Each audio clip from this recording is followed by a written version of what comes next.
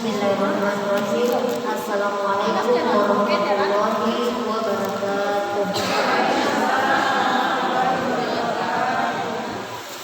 Alhamdulillahirabbil alamin wassalatu wassalamu ala asyrafil anbiya'i wal mursalin sayyidina Muhammadin wa ala alihi wa sahbihi ajma'in. Rabbi shrah li sadri wa yassir li amri wahlul 'uqdatam min lisani yafqahu qawli. Amma ba'd. Yang terhormat Ibu RW Persatuan Ulama Ibu, yang kami hormati Kepala Sekolah Miss Jabarno, ibu-ibu yang dimuliakan oleh Allah Subhanahu wa Ta'ala, mari senantiasa selalu kita memanjatkan puji syukur kehadirat Allah Subhanahu wa Ta'ala karena atas limpahan rahmat, taufik dan hidayahnya kepada kita semua, sehingga kita masih diberi kesehatan, kekuatan dan kesempatan oleh Allah untuk kita melakukan kegiatan rutin kita setiap tanggal 20-nya setiap bulannya, ya.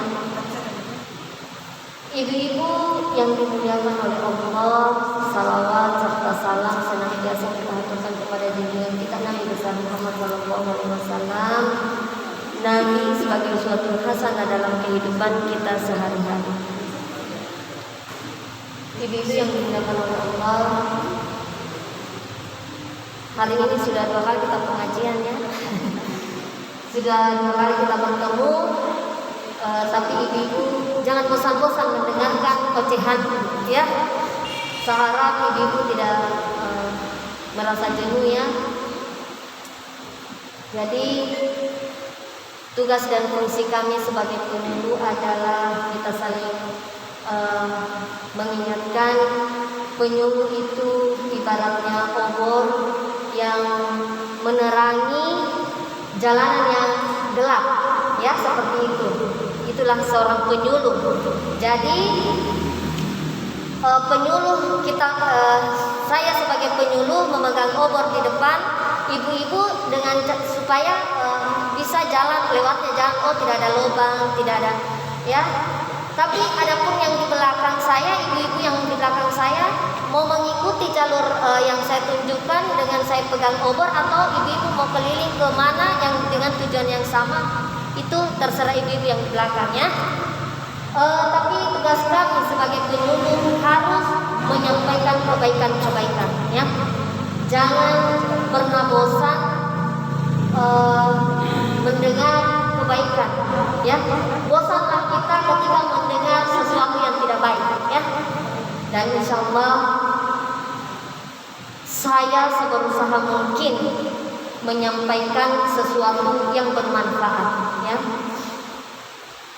Jadi kita manusia ini sebenarnya kita diciptakan oleh Allah itu untuk apa? Kita harus sadar, ya. Kita hidup di dunia ini, kita harus tahu apa kewajiban kita. Kita tidak hidup seenaknya kita, semaunya kita, ya. Allah ada perintah yang harus kita laksanakan, yaitu perintahnya Allah, ya.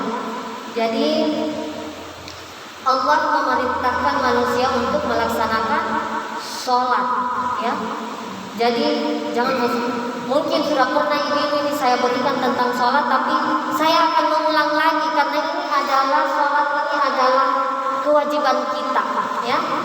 Kewajiban kita sebagai umat muslim, ya. Sebenarnya kalau ibu mengatakan bahwa Allah ini memerintahkan kita untuk sholat, tapi kalau kita tidak laksanakan, Allah tidak rugi kok.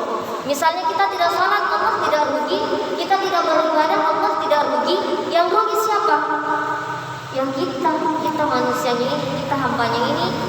Kita sangat rugi apabila tidak melaksanakan sholatnya.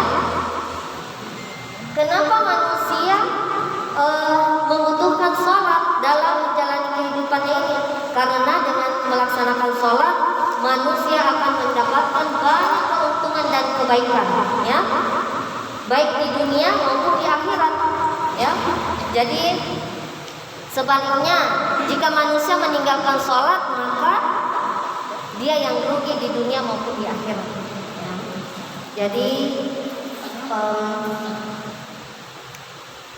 di sini saya mau mengatakan bahwa ada keuntungan yang kita peroleh oleh manusia jika melaksanakan sholat, ya.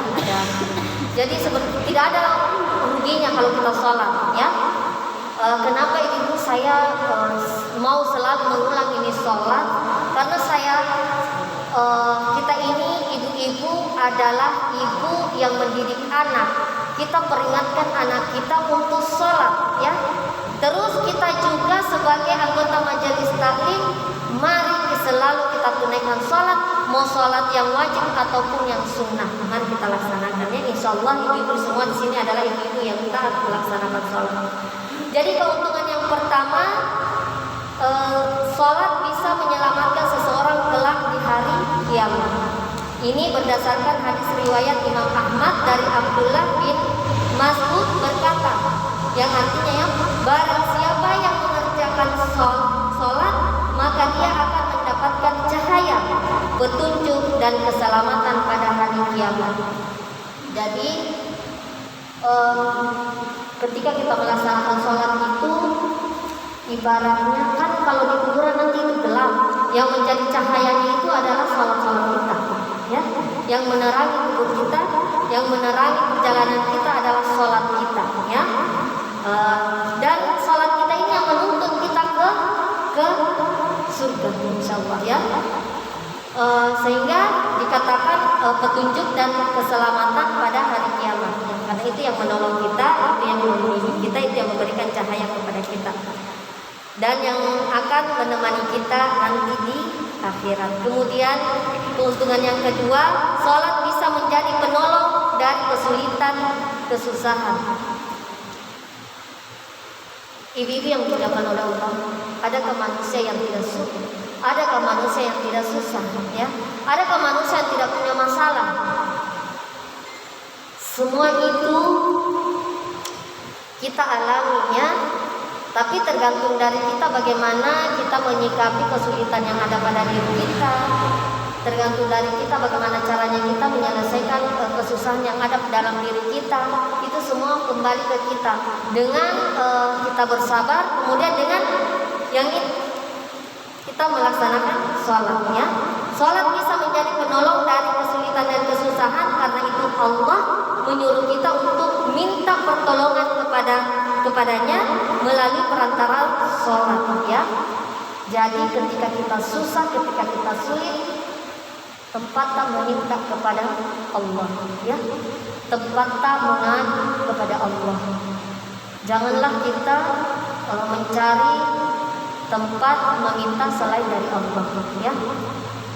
Silahkan ibu-ibu ketika sholat, ketika berdoa, mintalah pertolongan kepada Allah, ya. Ini sebagaimana firman Allah dalam surat Al-Baqarah ayat 45 yang artinya, dan mohonlah pertolongan kepada Allah dengan sabar dan sholat. Sholat itu sungguh berat kecuali bagi orang-orang yang khusyuk. Jadi tempatnya memang meminta hanya kepada Allah secara khusyuk, ya. Kemudian yang ketiga, sholat bisa menjadi penenang bagi manusia. Ibu-ibu yang dimuliakan oleh Allah, ketika kita mempunyai masalah, ya. Karena saya yakin ibu-ibu ini punya 1001 macam masalah. Biar ada masalahnya di rumah, tapi dia masih sempatkan ibu-ibu diringankan langkahnya ke pengajian ini, ya. Karena saya sendiri punya juga segudang masalah, ya. Tapi tidak perlu kita cerita, ya. Masing-masing kita bagaimana caranya kita menyelesaikan masalah-masalah yang ada dalam diri kita ini, ya. Nah, cuma ketika kita bermasalah, ketika kita mempunyai persoalan,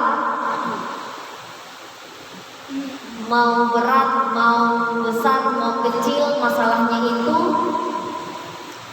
janganlah kita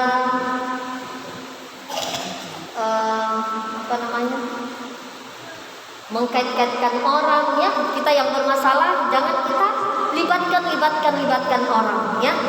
Ketika kita yang mempunyai masalah, maka kita harus menyelesaikannya dengan cara tingkatkan keimanan kita, bersujud kepada Allah.